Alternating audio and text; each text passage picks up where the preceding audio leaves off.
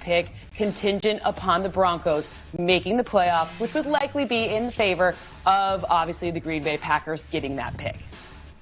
Okay, so that's some interesting. Hamler, a second-round pick just last year, coming off his rookie season. We'll see how that factors in here as well. They did not go with a quarterback in the draft, the Denver Broncos did. So we'll think about that here as we welcome in Willie McGinest, Joe Thomas, and Ian Rappaport here with us, guys. A blockbuster trade for sure. Any team that pulls off a move like this for Rodgers would certainly be in that type of conversation here. So, Willie, would this entice the Green Bay Packers to make this kind of move?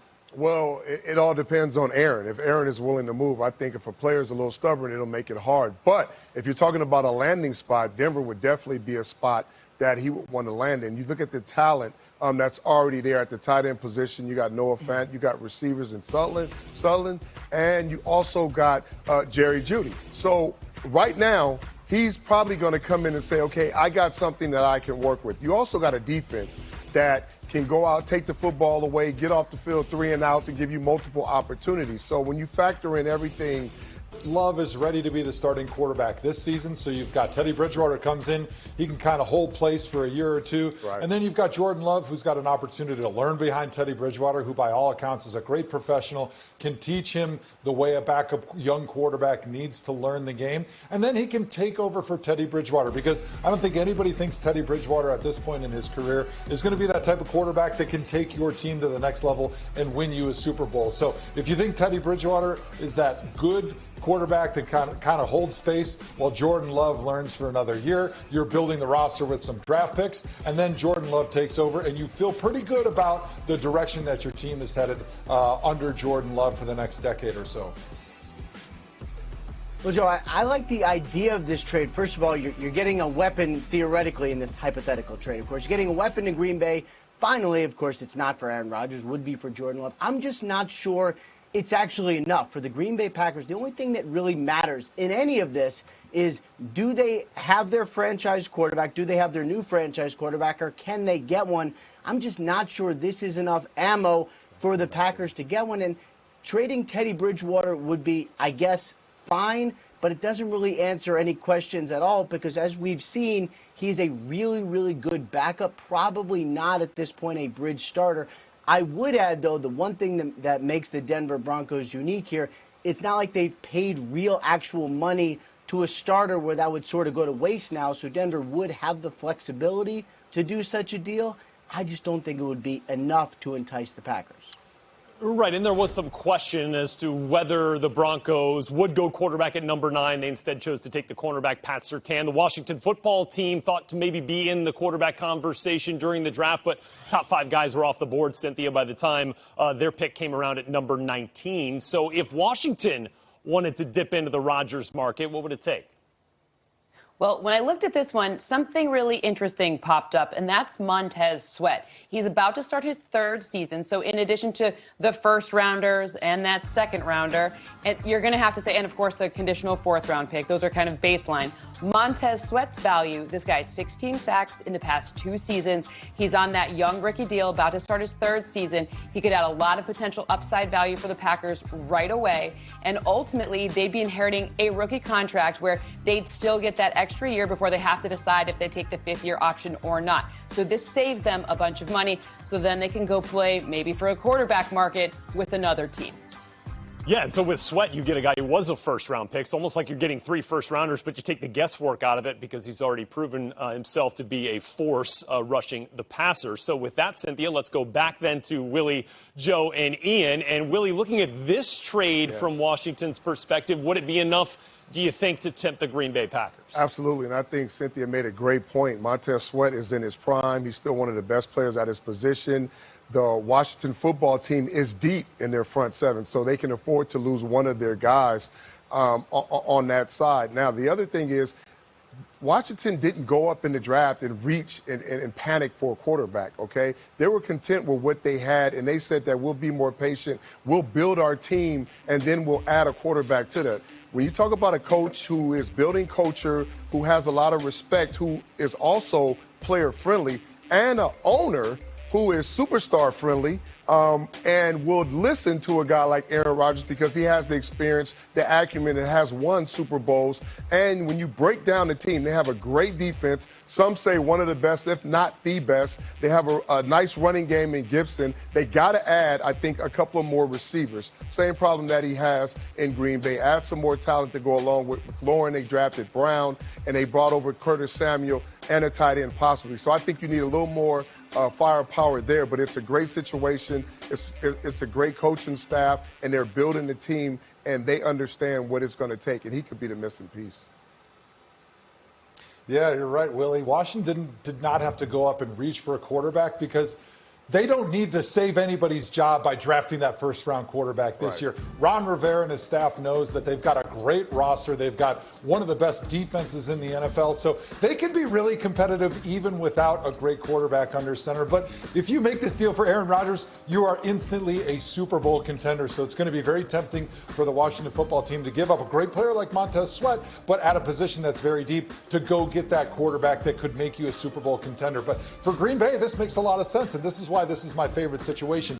If the Green Bay Packers think that Jordan Love is ready to be that starter, this is the deal that I think makes the most sense because you don't get a quarterback in return, but you get to add Montez Sweat, who's in his prime, and he's at a position of great need for the Green Bay Packers. Preston Smith is one of their pass rushers, a very good pass rusher, but he's likely not to be on the roster in 2022. So you bring in a guy like Montez Sweat for this year, he's going to help you this season, but he also is going to be a big piece moving forward. You're going to want to sign him to a second deal, especially when you're looking down the line at who else you're going to lose on your defensive line. So this is my favorite option of the three that we're talking about. Yeah, I would agree, Joe. This is my favorite option as well. And this is actually a pretty enticing offer. And again, worth noting, the Packers do not want to trade Aaron Rodgers, but this is, of course, under the thought that at some point potentially maybe they do. The real kicker here, I mean, the 2 1s is nice. An extra 2 is a lot. A 4th, also nice. Premium pass rusher. This is really the one trade that includes a premium position. It's really hard to find guys with the talent of Montez Sweat. This is one for the Green Bay Packers. They got some stud pass rushers as well, but this is one where, adding that added piece to their defense would certainly help. However, I would add 2 caveats here. One, Washington paid Fitz, so they'd have to figure out some way to deal with that money, which would basically be lost money, potentially trade him to someone. I don't know who that would be. And then if this were to work, Jordan Love would have to be the franchise quarterback for the Packers, which I would say the jury is out on that. And I think they'll figure out that situation with Fitz, trust me. Meanwhile, I guess Ian and Joe aren't interested in what's behind door number 3. But Cynthia, let's give them that option here. Is there another team out there you could see being a player? Well, I thought Joe would like this one because it includes an offensive lineman. But the Saints, when I did the math on this one, I found 2 firsts. Instead of that second, they could go with their extra 3rd-round pick in this year that they received for Terry Fontenot being hired by the Falcons. And then they could do Jameis Winston and, of course, Cesar Ruiz. So that's an interesting one for me because the O-lineman in the middle of that O-line is a problem for the Packers. That would actually help Jordan Love quite a bit. The certainty in that interior would also help the remaining Aaron that would be on the team in our hypothetical trade. That's Aaron Jones as well. Yeah, Ruiz, again, like Montez Sweat, a first-round pick just last year, though, and started 9 games at right guard for the Saints this past season. So, again, you're getting somebody with some of that first-round type of talent. Let's see if that sways the guys here. Willie, what does this potential scenario look like to you? Washington was their favorite. This is my dream scenario right here, B. Although you got to take a guard away from Aaron. I don't know if he'll like that very much, even although he's needed in Green Bay. Now, here's the perfect matchup. Sean Payton, Aaron Rodgers. I mean, can you imagine that Sean Payton would be matched up at one of the greatest talents at the quarterback position? He just had Drew Brees for I don't know how long. Now he gets to put his hands on Aaron Rodgers in this dynamic offense. They already have a defense. They got every position that they need. Aaron Rodgers will be in the Super Bowl or playing in the NFC Championship. I don't know if Green Bay wants this to happen because this will be a team that will haunt them constantly in the NFC, keeping them out of the championship. So you talk about a dream scenario, a place that they would love him, especially in New Orleans, the culture, the team. They're already ready. If he wants a Tom Brady scenario, Go right there, and you're talking Super Bowl right now. This is an interesting situation here because I think if the Packers were to do this type of a trade, it tells us a lot about what they think about Jordan Love because Jameis Winston is not your typical placeholder quarterback, right? He's not a guy that's going to go in there and not make mistakes and just kind of shepherd the franchise for a year or two. The only reason the Packers would make this decision in this trade is if they thought Jordan Love had no future with the Green Bay Packers and that they could resurrect Jameis Winston and get him to turn away from his sinful turnover ways and turn him into the new franchise quarterback. They'd obviously be able to add Cesar Ruiz, who could go back from guard to his natural position at center to replace Corey Lindsey, who left in free agency. So you'd be able to shore up the interior offensive line for Green Bay. And it would be interesting to see Jameis Winston in that Matt LaFleur offense, which is an offense that gives quarterbacks a lot of easy outs. It takes away some of the difficult things of standing in the pocket, making decisions and throwing the football down the field because of the heavy play action, heavy bootleg rollout that they do with Matt LaFleur's offense. So it'd be very intriguing, but most of all, it would tell us a lot about what the Packers think about Jordan Love as their starting quarterback for the future. Yeah, Joe, I would say intriguing options here for a couple of reasons. And actually, one of the intriguing reasons is probably my main problem with this trade. If you are trading for Jameis Winston in this, again, hypothetical trade, we do not think the Packers want to actually trade Aaron Rodgers, you would create a quarterback competition. So if Jordan Love is someone you like enough to trade up for, someone you think is your franchise quarterback, if he is maybe potentially the reason why the Packers haven't financially committed to Aaron Rodgers in the way that he wants, then why would they be trading for someone who really is an extremely talented quarterback who probably will be the starter for the New Orleans Saints? That's probably my main issue here. I'm also not sure it's enough, and I would also say if the Packers were going to trade him, trading him to some place like the Saints where he would go kill it for several years would drive them crazy. But, I mean, like, this would be a pretty solid succession plan. I mean, to go from Breeze to Aaron Rodgers, fairly unprecedented in the land of quarterbacks moving on here. And to make this even more interesting, the Packers... who probably will be the starter for the New Orleans Saints. That's probably my main issue here. I'm also not sure it's enough. And I would also say if the Packers were going to trade him, trading him to some place like the Saints where he would go kill it for several years would drive them crazy. But, I mean, like, this would be a pretty solid succession plan. I mean, to go from Breeze to Aaron Rodgers, fairly unprecedented in the land of quarterbacks moving on here. And to make this even more interesting, the Packers visit the Saints down in New Orleans this season. The exact date of that game, though, will be revealed Wednesday night when we reveal the entire 2021 schedule. It is the schedule release presented by Verizon, Wednesday, May 12th, 8 p.m. Eastern, right here on NFL Network. 32 teams, 17 games. Looking forward to the scheduled release now, and perhaps looking forward to Tim Tebow's debut in Jacksonville here, Ian Rappaport, a signing that you've been talking about is imminent here for some time now. How is this experiment with Tebow going to work in Jacksonville? Yeah, this experiment is going to work a little different than it has really at any other point in Tim Tebow's career. And yes, we do expect the Jacksonville Jaguars will be signing Tim Tebow at some point in the next week or so. And of course, for Tebow, it's not just about a position switch, although it is partly because he's going to go from quarterback to tight end / H-back / Taysom Hill, the position that I think so many people in the NFL, countless people in the NFL, wanted him to switch to 7 or 8 years ago. He just never quite did that. It's not just that. It's also he would be joining his mentor, Urban Meyer. He would be kind of helping the locker room, really setting the tone there and showing some of the younger players in Jacksonville what Urban Meyer wants. Now, I would also add he needs to make the team. That will be something that is important. He has not played tight end, H-back since ever, so there's a lot that has to happen here, but we do expect the... Ganza, Wednesday, 8 p.m. Eastern, right here on NFL Network. And this season, of course, marked by the 17th game. Conferences will alternate who gets that home game each year for the inaugural 17-game season. The AFC will be the home squad, and these divisions will face off with the matchups based on prior year finish. So first place versus first place, and so on. And here now, to help us work through it from the Around the NFL podcast, Dan Hansis.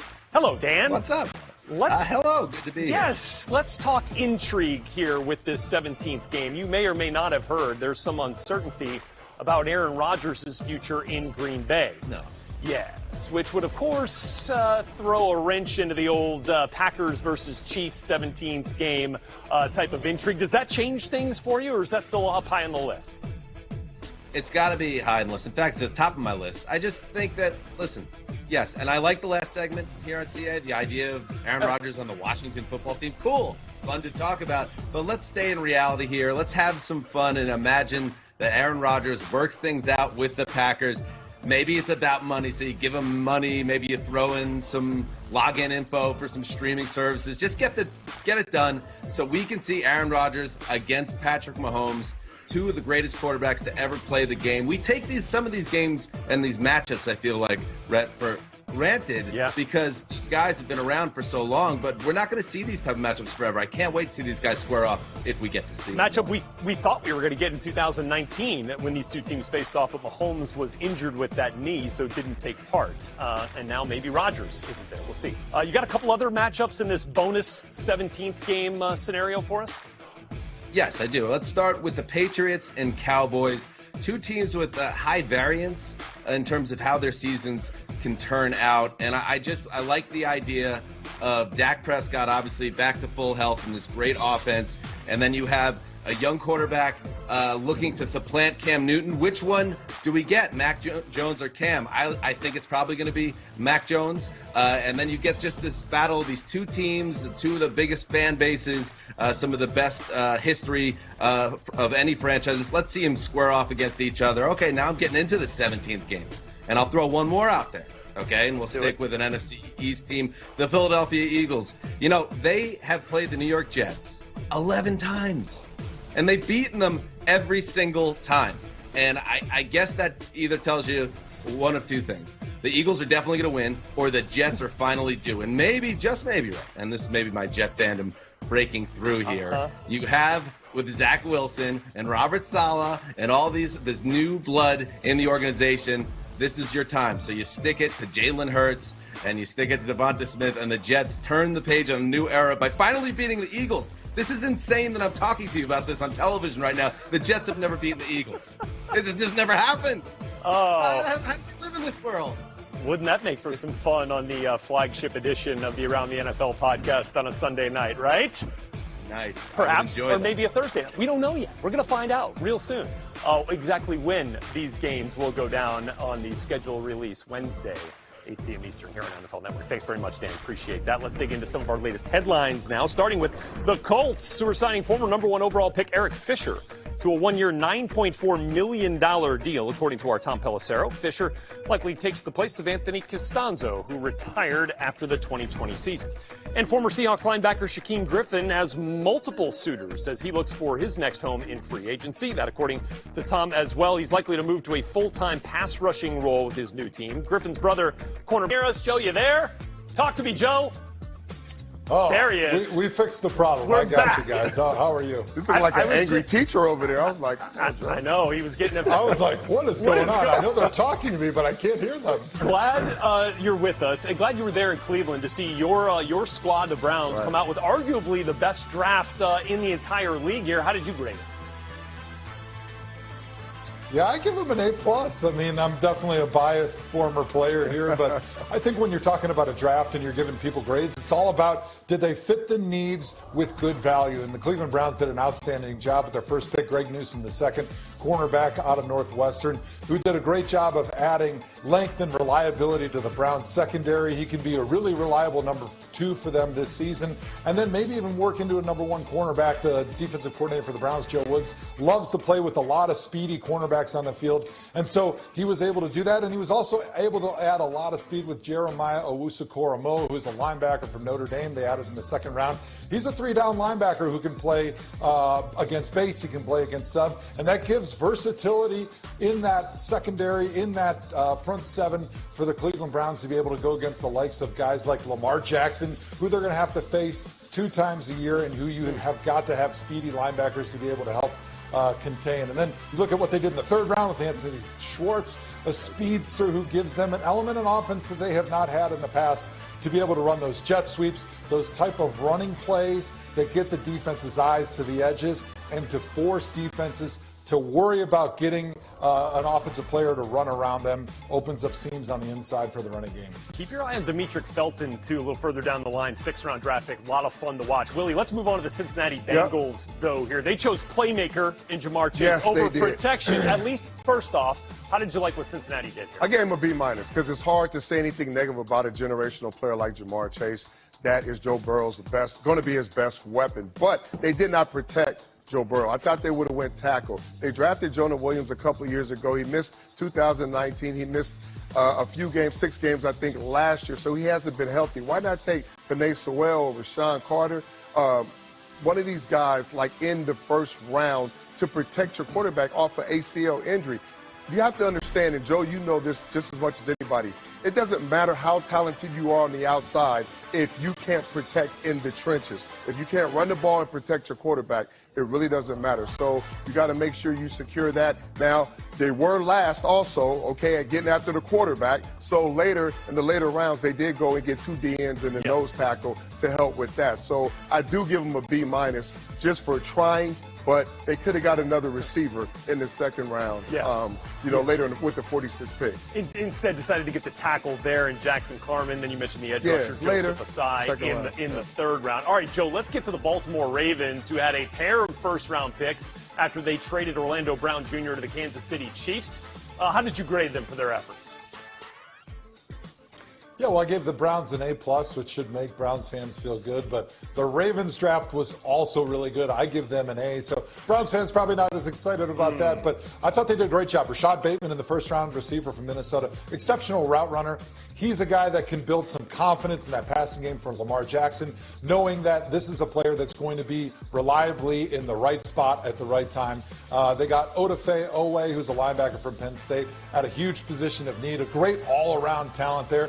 And then a couple guys in mid-rounds that I think were big-time steals. Ben Cleveland, he's an offensive guard who's one of these road grader, big physical, tremendous, talented type guys who, as an offensive line coach in the NFL, he's going to look at this prospect as a block of granite that hasn't been chiseled out into a statue yet, and he's going to think he's going to be able to turn this guy into an all-pro. And don't forget about Dalen Hayes, defensive end from Notre Dame in the late rounds, who kind of falls in that Ravens tradition of finding really talented edge rushers later in the draft.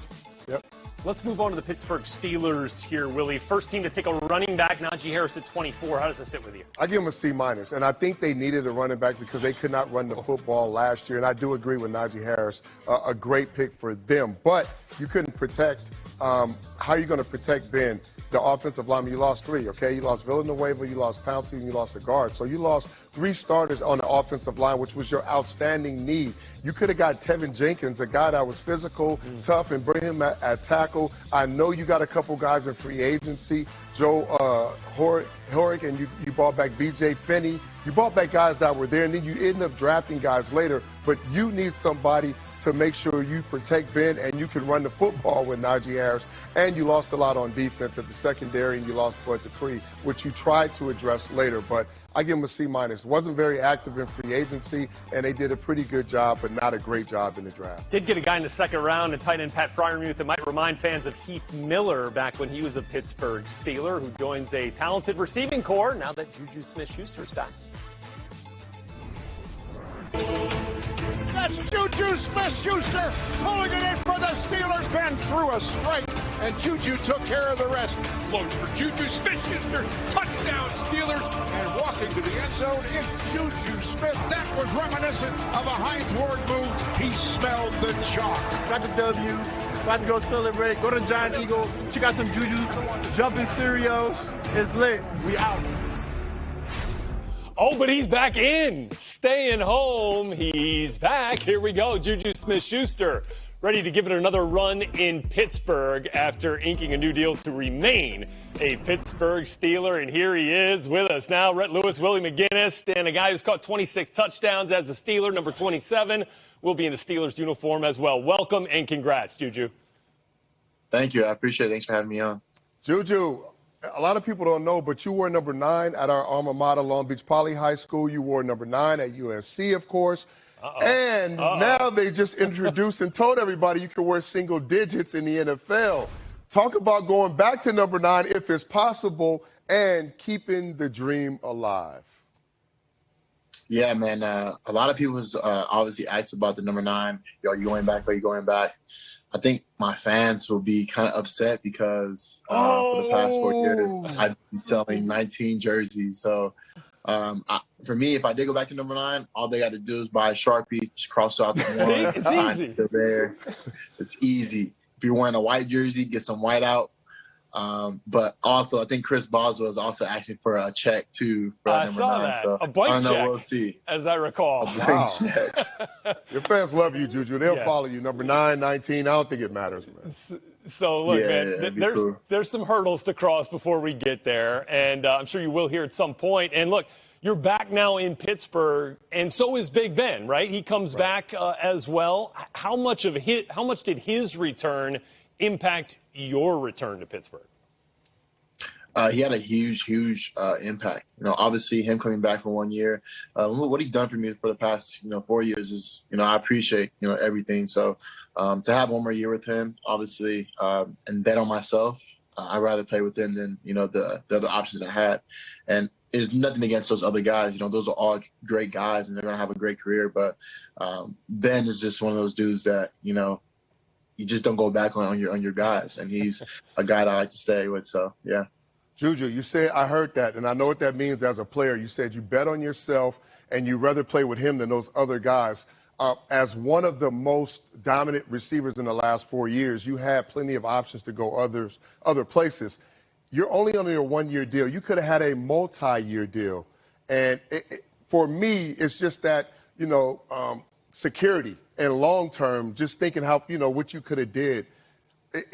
Did the Steelers not want to commit to long-term, or did you say, you know what, forget about what else is out there. I just want to play with Ben his last year? Yeah, I mean, as far as the cap is a cap, that's something you can't hide. You can't, it is what it is. So for me, it was look, Ben got 1 more year.